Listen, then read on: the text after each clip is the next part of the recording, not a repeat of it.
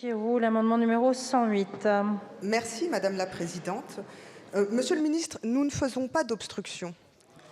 Ce n'est pas de l'obstruction ce que nous sommes en train de faire là. Ce que nous sommes en train de faire là, c'est de permettre à tous les concitoyens, à tous ceux qui s'intéressent à la Nouvelle-Calédonie, de pouvoir bien mesurer et bien comprendre l'argumentaire que nous défendons.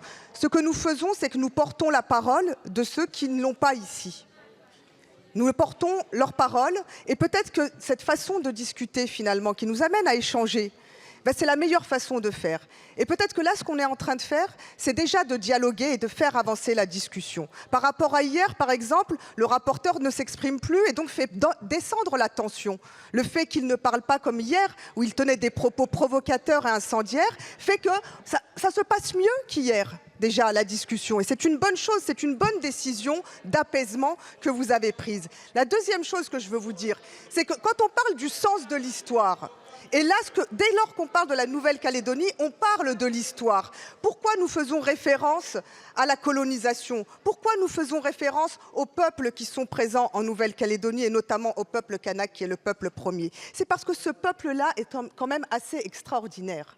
C'est un peuple qui est capable d'une résilience fabuleuse. Le peuple kanak dit très clairement, nous, peuple kanak, nous reconnaissons qu'il y a des victimes de l'histoire sur la terre de la Nouvelle-Calédonie. Nous reconnaissons qu'il y a des gens qui n'ont pas demandé à venir ici, mais qui ont été victimes aussi de déportation. C'était les bagnards, de la déportation politique. Monsieur le ministre, hier, vous évoquiez les insurrections parisiennes, la commune de Paris en 1871 et l'insurrection de la Kabylie face à la colonisation. Vous l'évoquiez hier et ça m'a fait très plaisir de vous entendre parce qu'il se trouve que je suis élue de la circonscription de Ménilmontant où justement se sont croisés Louise Michel et le leader de l'insurrection kabyle, M. Haddad. Ils se sont croisés à Ménilmontant. Donc pour moi, cette histoire-là est très importante. Merci, Madame Chekirou.